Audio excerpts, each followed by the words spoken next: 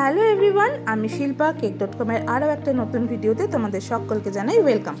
আজকের কেকটা ছিল 1 পাউন্ডের একটা চকলেট কেক। আমার বড় মেয়ের ফ্রেন্ড বৈভবী, তার বার্থডে কেক।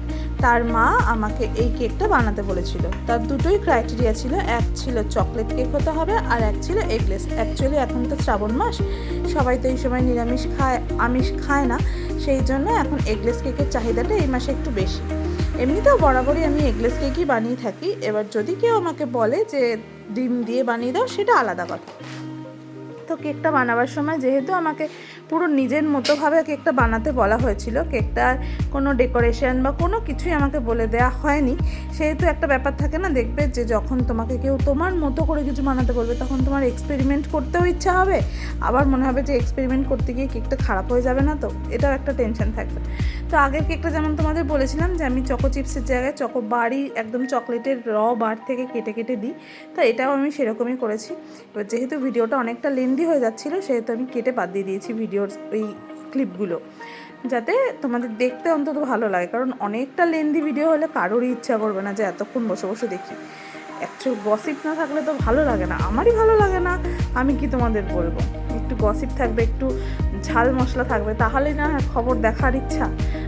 পেতি এমনি কেক বানাচ্ছে, এখন তো সবাই কেক বানায় আর ভিডিও করে, তো সেক্ষেত্রে তার সব ভিডিও তো আর দেখতে ইচ্ছা করে না, সেই রকম ব্যাপার। ওই জন্য কেটে একটু ছোটো করে দিয়েছি। আচ্ছা, এখানে না আমি একদম চকলেট গানাশ বানিয়েছিলাম, যেটা একদম বেশি করে চকলেট দিয়ে, একদম ডিপলি। ওরা একটু বাচ্চারা চকলেট খেতে ভালোবাসে, বুঝতেই পারছো তোমরা, সেই জন্য এরকম বানিয়েছি।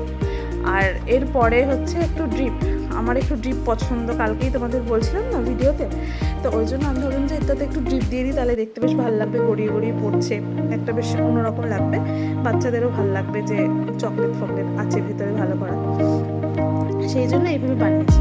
এবার বানাবার পরে ভাবছি যে নিচটা একটা ছোটো বর্ডার না দিলে কেমন একটা লাগবে। অ্যাকচুয়ালি কি কিছু কিছু কেকে না বর্ডার ছাড়াই ভালো লাগে, এটাতে আমার মনে হয় বর্ডার দিয়ে দিই, কিন্তু এটাতে যদি বর্ডার না দিতাম তাহলেই আমার মনে হচ্ছে বেশি ভালো লাগতো। ঠিক আছে, দিয়ে দেওয়ার পরটা তো তোলা যায় না। আর এর ওপরে টপার দেওয়ার সময় আমি খুঁজে খুঁজে বার করেছি যে একটা সুন্দর দেখে টেডি, সে অনেক গিফট আর বেলুন নিয়ে বসে আছে, এরকম দেখে একটা টেডি আলা একটা টপার তোমাদের দেখাচ্ছি একটু পরে। তো ওটা আমি এটার ওপরে দিয়েছিলাম, ওটা দেওয়াতে কেকের লুকটাই পুরো পাল্টে গেছে, মানে একটা গর্জিয়াস লুক চলে এসছে। তার সাথে যেহেতু এখনকার বাচ্চা, আর বাচ্চাদের বাচ্চা বলা যাবে না, তাদের একটু ওই স্প্রিঙ্কলসের মধ্যে লাভ লাভ স্প্রিঙ্কলসগুলো থাকলে বেশি পছন্দ হয়, ওই জন্য কটা লাভ লাভ স্প্রিঙ্কলস দিয়ে দিয়েছি, আর ছোটো ছোটো কয়েকটা প্রজাপতি দিয়ে দিয়েছি। আমার ছোটো মেয়েটা কাশছে, এদিকে সারাদিন এসির তলায় বসে থাকে, কিচ্ছু করার নেই। তো এখানে প্রজাপতিটা দিয়ে না আমার মনে হচ্ছিলো কি যেমন অড লাগছে, ওখানে একটা হার্ট দিলেই ভালো লাগবে, ওই জন্য ওটাকে তুলে দিয়েছি। দিয়ে দেখো, তোমরা দেখে বলো কেকটা কেমন হয়েছে। যে খেয়েছে সে তো আমার খুব ভালো রিভিউ দিয়েছে, সবাই খুব ভালো বলেছে, তোমাদের দেখে কেমন